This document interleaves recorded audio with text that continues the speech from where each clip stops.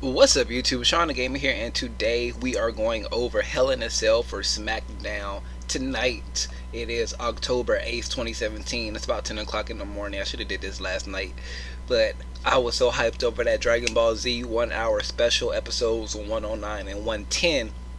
Yeah, I was just focused on that. They dropped some new Dokkan stuff. They dropped, however you want to call them, Ultra Instinct Goku, Mastery of Movement, Master of Selflessness or Selfishness Goku, Limit Breaker Goku. He dropped on Dokkan last night a banner and a free-to-play version.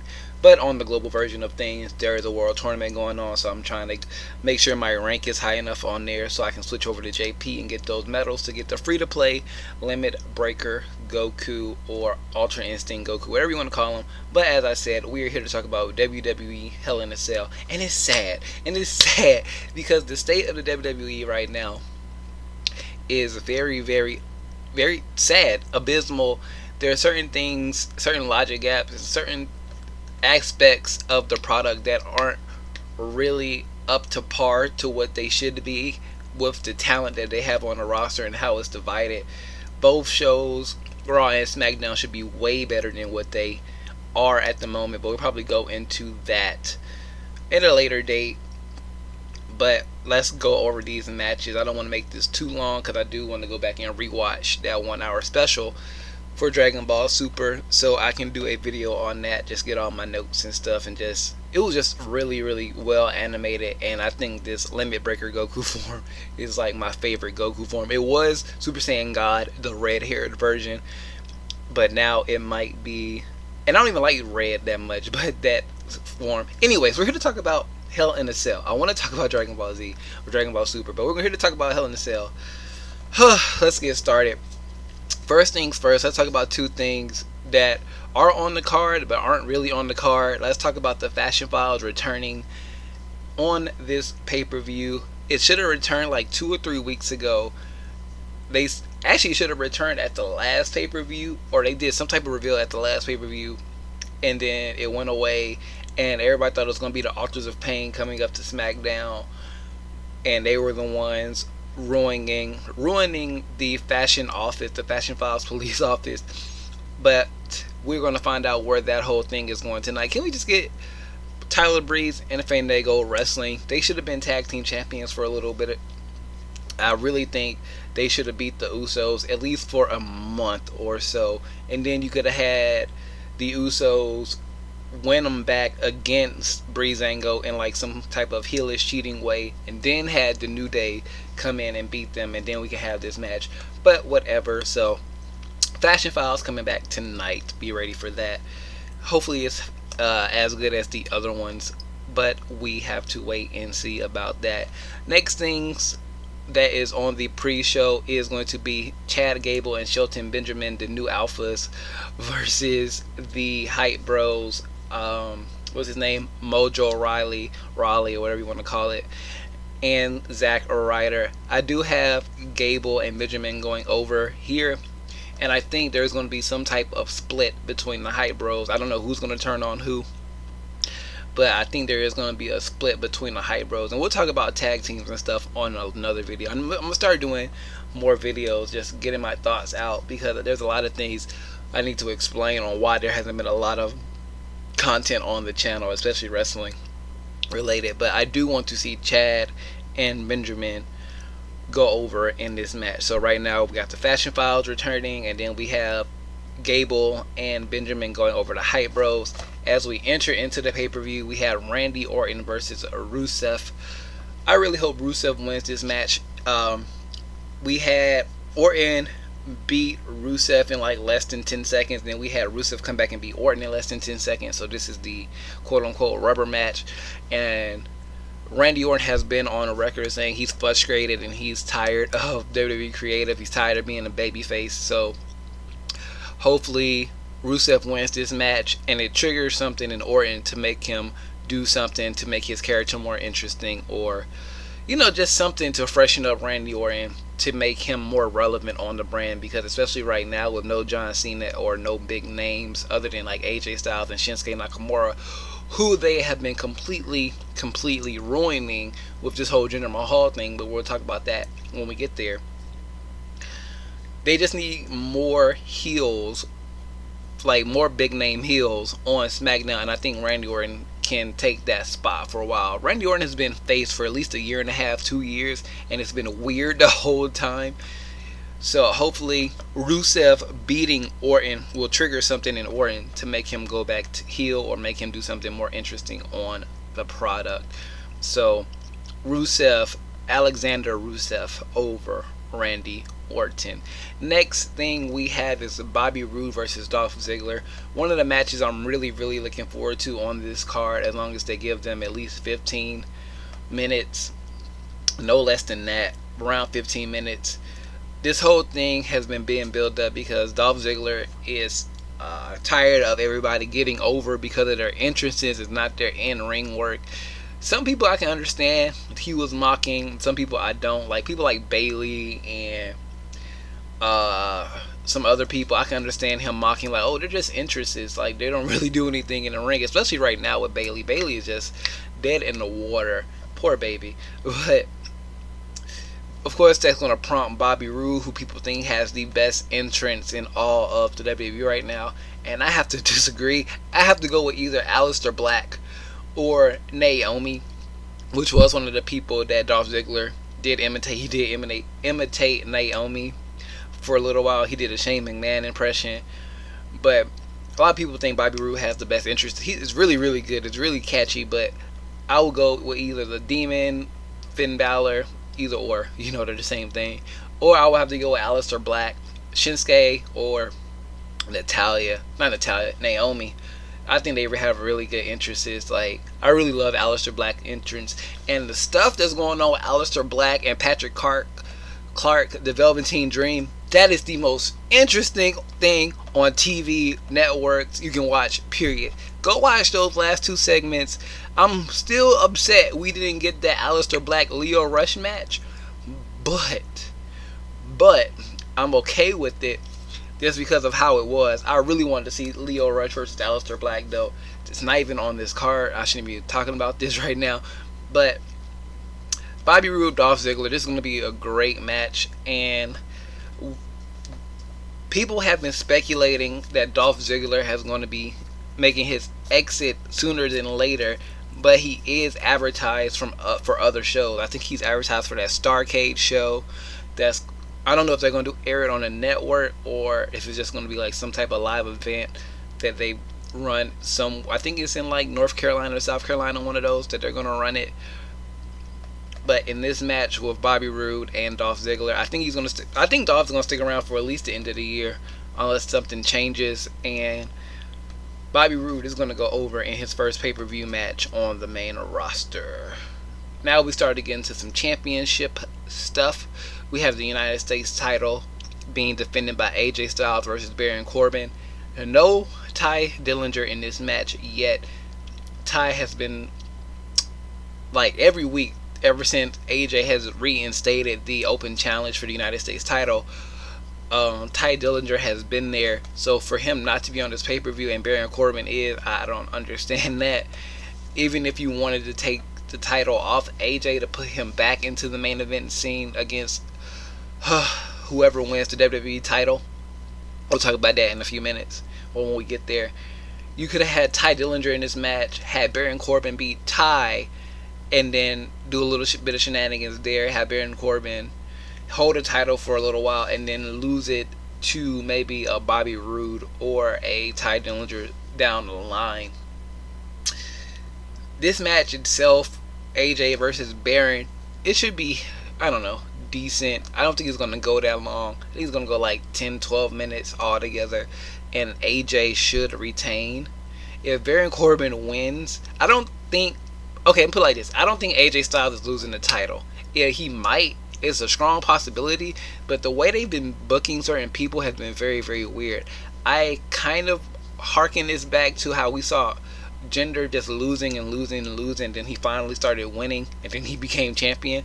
I think they can do the same thing with Baron Corbin, but I would really be disappointed if AJ loses the title before he can actually start doing more interesting stuff with it, because I would rather see an AJ Styles versus Bobby Roode title feud for the United States title than like Baron Corbin and Bobby Roode and things like that. And that's how I'm like thinking, like AJ Styles versus Rusev for the title, AJ Styles versus Bobby Roode, AJ Styles versus Randy Orton, AJ Styles versus, you know, a whole plethora, you know, Sami Zayn, Kevin Owens. It's just a lot more people that I would rather see AJ Styles defend that title against than Baron Corbin winning it. So I'm just going to go with AJ Styles retaining the title. I don't know how he's going to retain it, but AJ Styles is going to be walking out of Hell in a Cell with the United States title.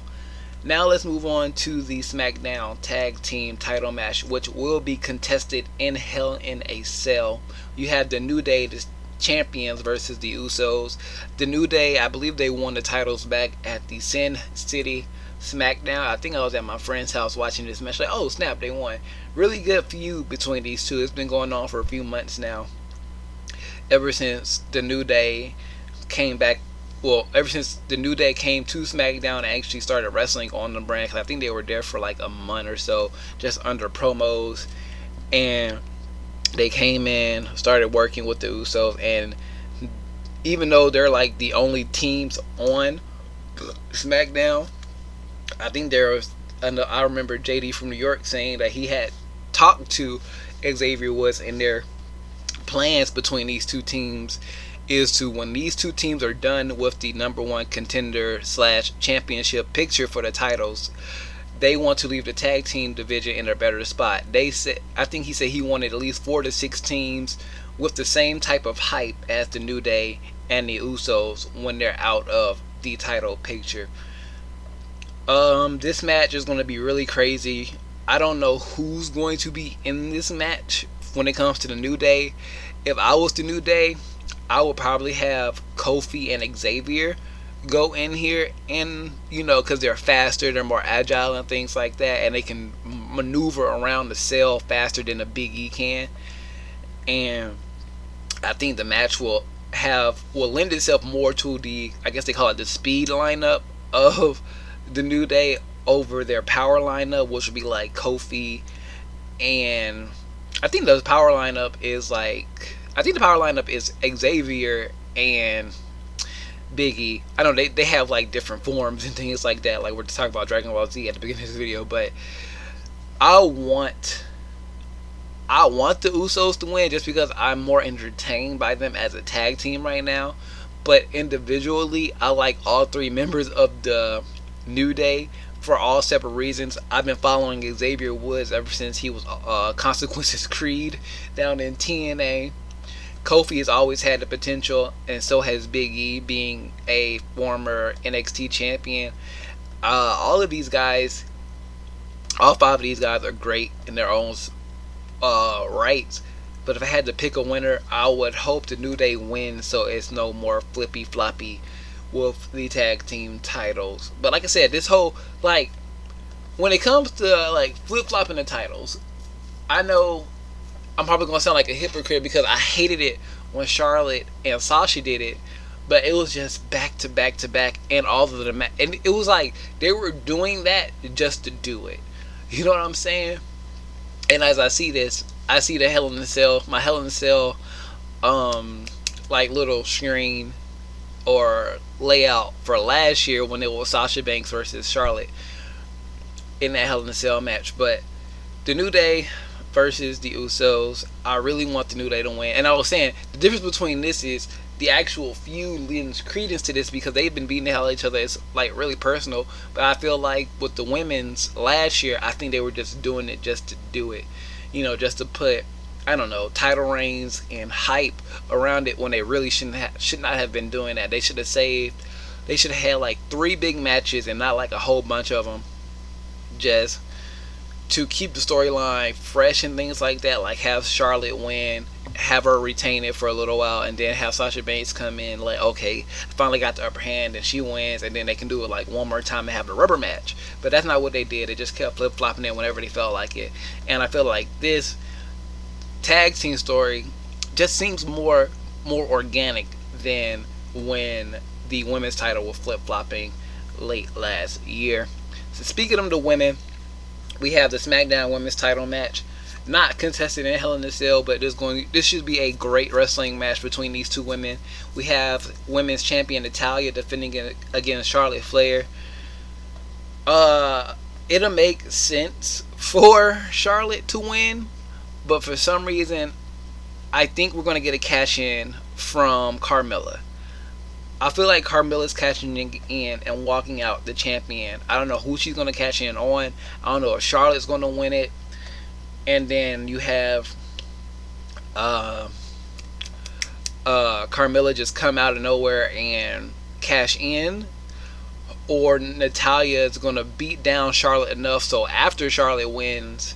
Either way, I feel like somebody's going to get beat down enough in this match where Carmella can cash in. So if I had to pick an actual winner between these two, I would want Natalya to win at least one pay-per-view match before she loses it to Charlotte. But at the same time, Charlotte just had all that stuff going on with her dad. She has a new book out and all this stuff, and they're trying to really book Charlotte a little bit stronger on this show. So I feel like this match can go either way. I'm a fan of both of these women, Cat Lady Natalya and the Peacock Charlotte, the Peacock Robot Charlotte. I love both of them, but I want Charlotte Flair to win. That's my one. Who I think is going to win, I can go 50-50 on this. Like I said, I want Natalya. Sorry about that. Just got a Facebook update for my computer, with notifications and stuff. But either way it goes, this women's match should go at least 12 to 15 minutes, and there should be some great back and forth action between these women. Let's talk about the Hell in a Cell match, and then we'll go to the WWE Championship match. Shane McMahon versus Kevin Owens. This match is Hell in a Cell, Falls Count Anywhere. So even normally when it comes to Hell in a Cell matches, you still have to get the pinfall in the ring. This time you don't have to do that, and that was accentuated by the brawl they had on the Go Home show, which I didn't watch. I did not watch the Go Home show. I watched highlights of the Go Home show.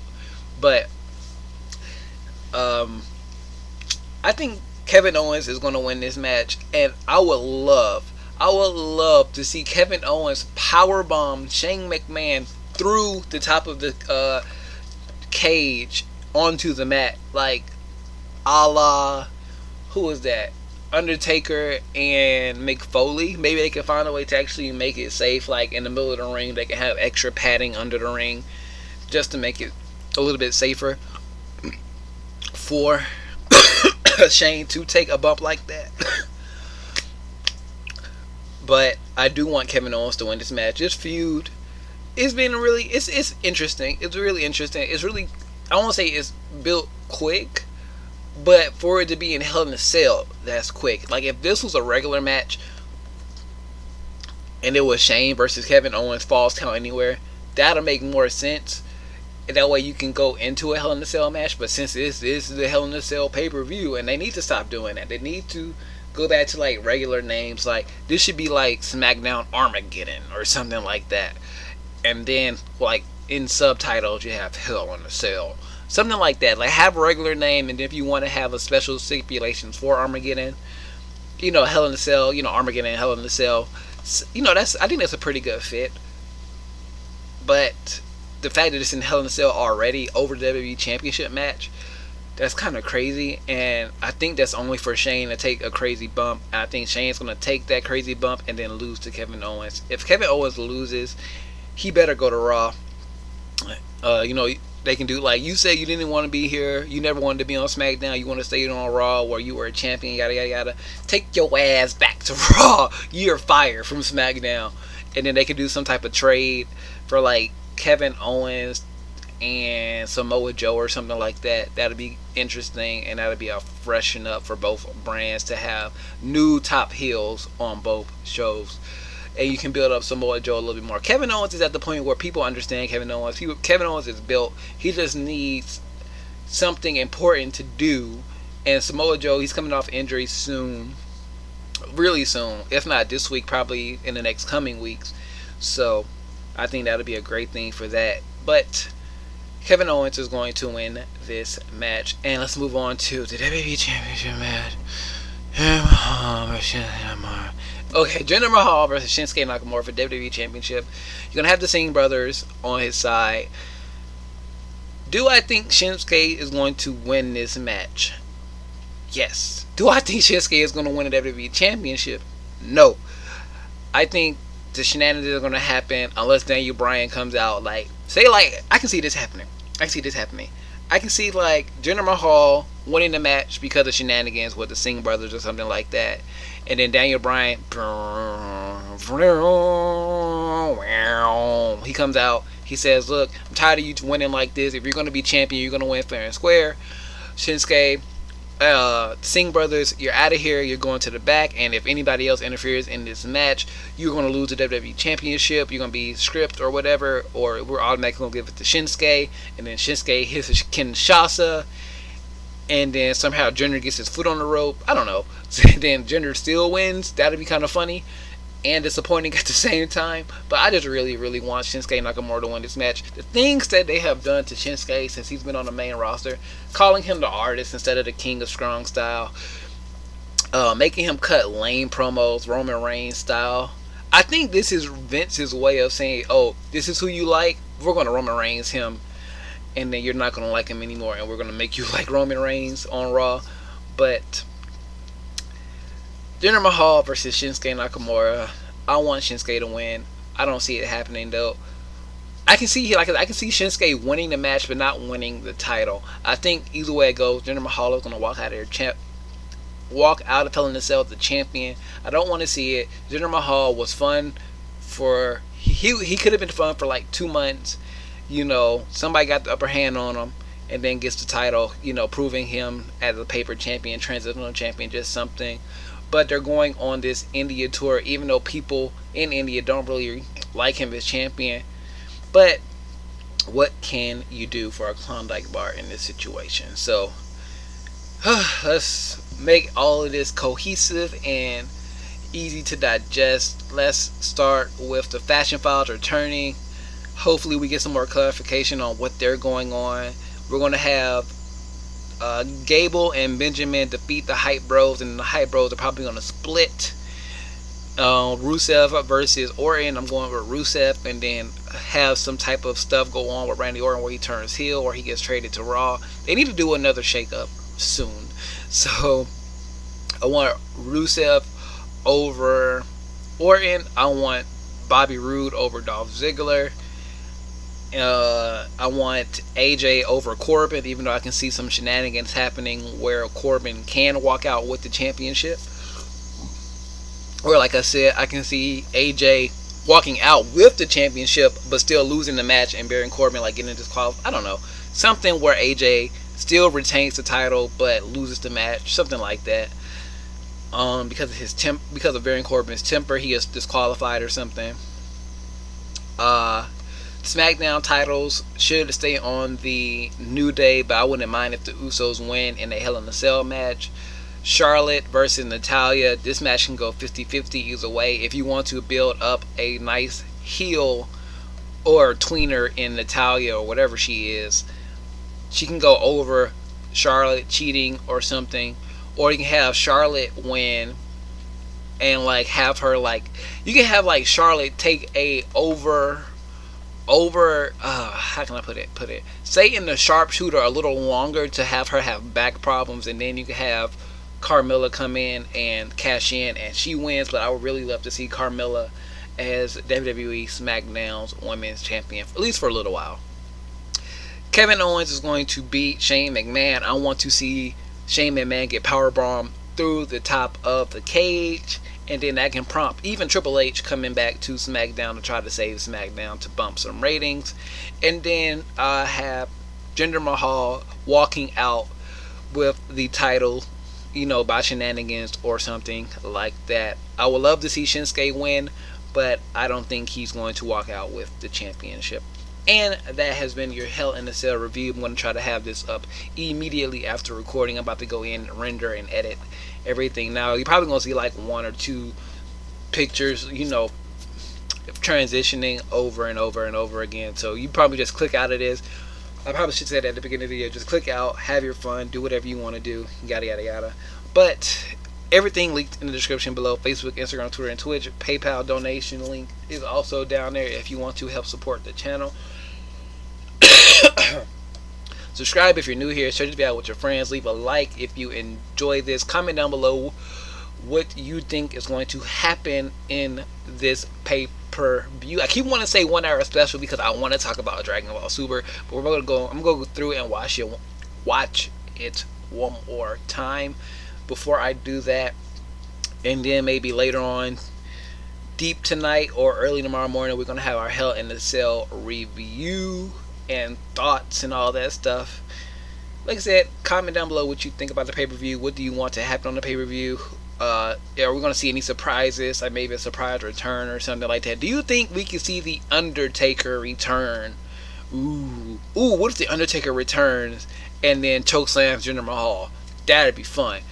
But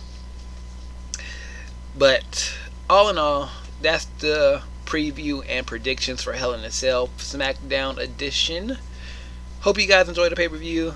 If there are any drinking games, we'll talk about it on Twitter. All that good stuff linked down below. Comment, like I've been saying. All that being said, I am Shawn DaGamer, and I am out of here.